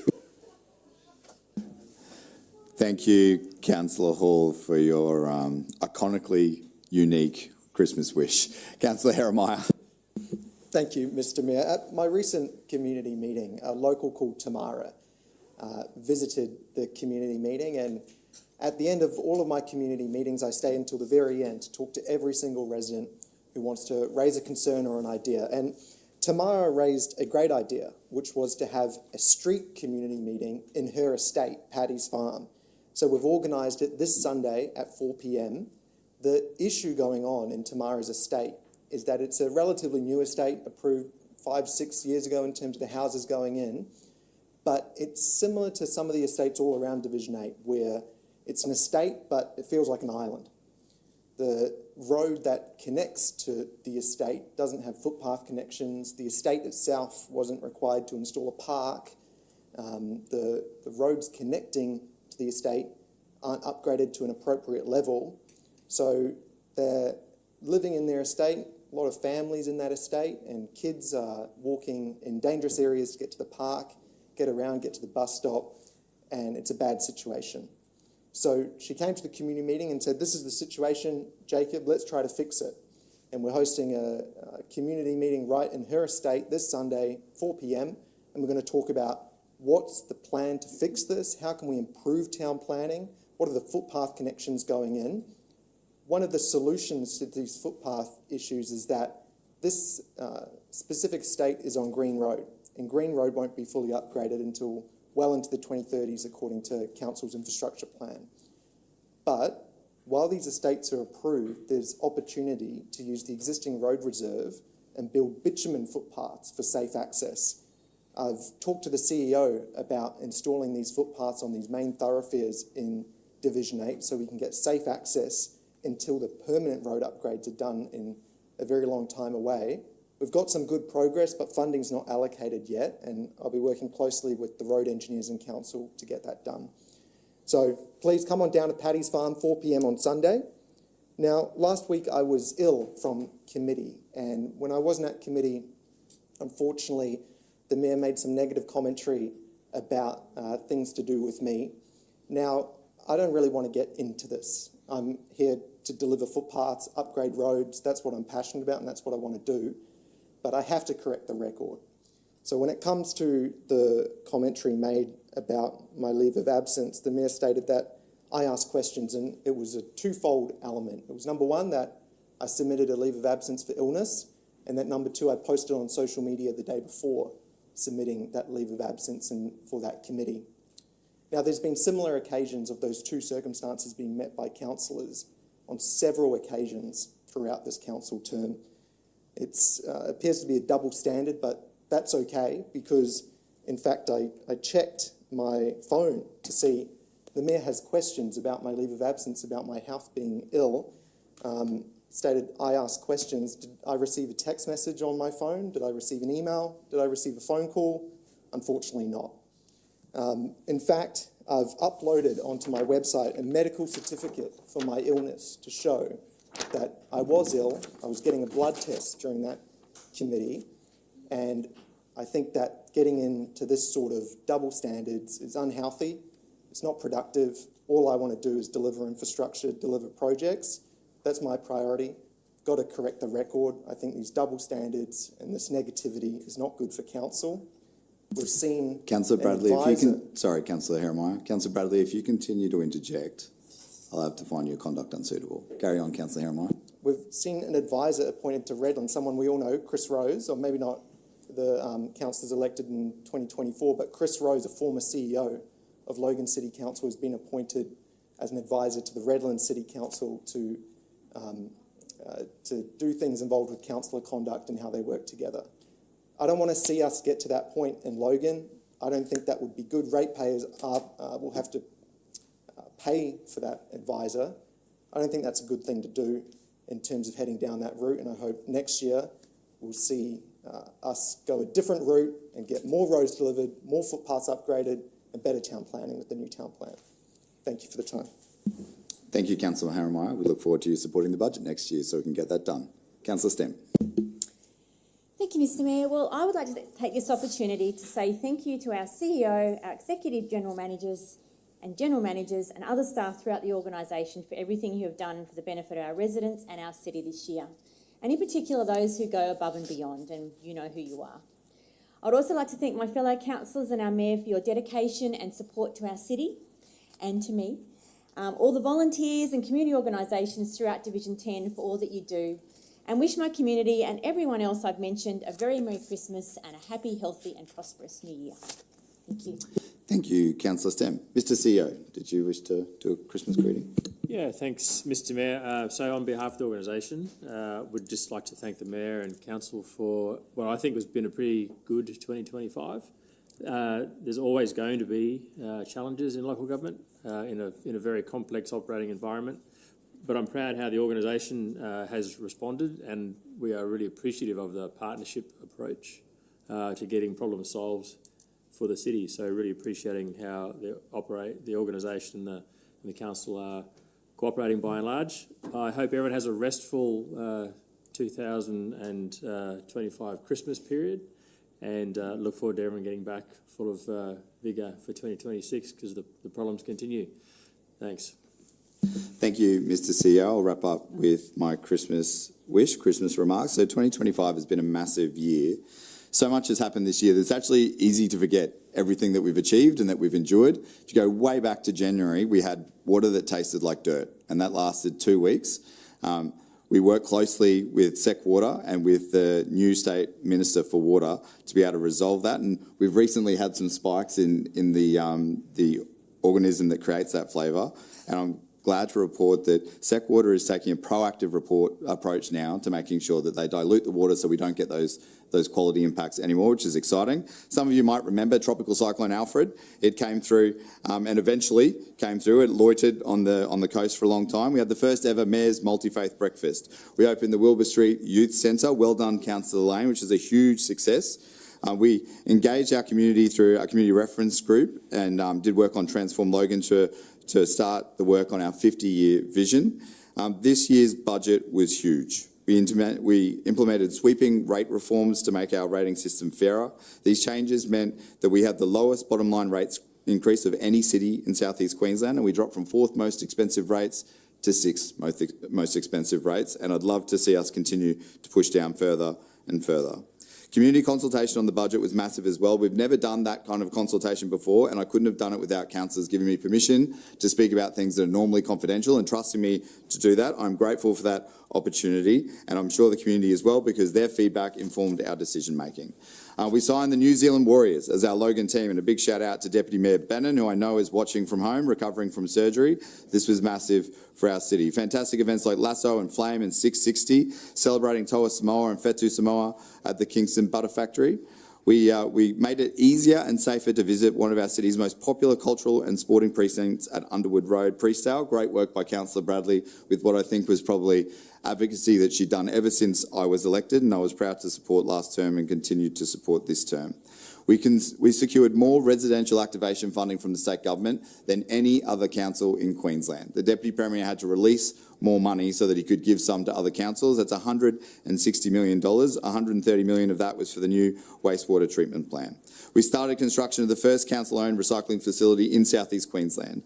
Our many community consultations on the Logan plan, including 2 huge in-person and 1 online community forum about flood mapping. And last but certainly not least, we are cheering on our homegrown cooks My Kitchen Rules legends, Lol and Lil, and of course Jake Whittaker on Australian Idol. And I can't take credit for any of this work because as Mayor I can't achieve anything without the people around me and the community that we serve. First and foremost, I want to give a huge shout out to the Mayoress and my much, much better half, Ali. Without her love, patience and tireless support and telling me to go to sleep, I simply could not serve the city the way that I do. To the CEO, Darren Scott, and his executive leadership team, Dave, Kim, Daryl, Brad and Robert, you've all done an amazing job. We'll include Gerard in there as well from Logan Water. I want to give a massive shout out to people that we often take for granted but are constantly helping us to run these meetings. The corporate meetings team with Georgia, with Ash, Chloe and Lindy, who isn't here today, but we give her our thanks. And of course to Sharon, who organises all of our meeting rooms, making sure that everything is ready to go wherever we are in the building. She doesn't get the shout out she deserves, probably because she's a Collingwood fan, but that's okay. We love her anyway and we're very grateful for the help she does. I want to give a very special thank you to my office who put up with a lot from me always wanting to do more. So to Jay, to Steve, to Nat and to my Chief of Staff Mel, thank you very much for everything that you guys do to make the Mayor's office hum. And of course, the community who have trusted me with the privilege of being Mayor, I'm very, very grateful. And finally, to my fellow councillors, while we don't always agree on the best ways to improve the city, I sincerely believe we're all working towards that goal in our own way, which isn't true for every council in South East Queensland. Councillor Jeremiah referred to Redlands, which has some serious challenges. My Christmas wish this year is an apology. We all know that the biggest year that we've faced as a city is flood mapping. And many people asked me this year why I voted to support the introduction of new flood mapping, and it was fundamentally about keeping people informed and keeping them safe. But there was more to it than that. I also did it because we were part of a council where the Mayor was very determined that that was the best thing for our council. I trusted his judgment and I supported him completely. He had 27 years as a councillor and he was the leader of the council, and so when he assured me it was the best thing to do, I went with it. But I can see now that I made a bad decision in doing that. That by trusting someone else's judgment instead of asking the extra questions that I could have and should have to challenge the logic and to understand exactly what we were doing, I let the community down then. And I want to apologise to the community for the distress it has caused now. I can see that I was wrong to let somebody else make a decision, to let somebody else influence me that way, and I will do better. Having done the Mayor's job now for 20 months and being held responsible for many decisions that I have made and not made from last term and many terms previous, I know how important it is to put our community first. My commitment to those residents who have been impacted is that I will do everything in my power to make these flood maps better. That begins with communicating the way we always should have on a topic that impacts so many people's homes. In the new year, we will release a communications plan about the work that is being done to improve the mapping and the information we will provide you about it.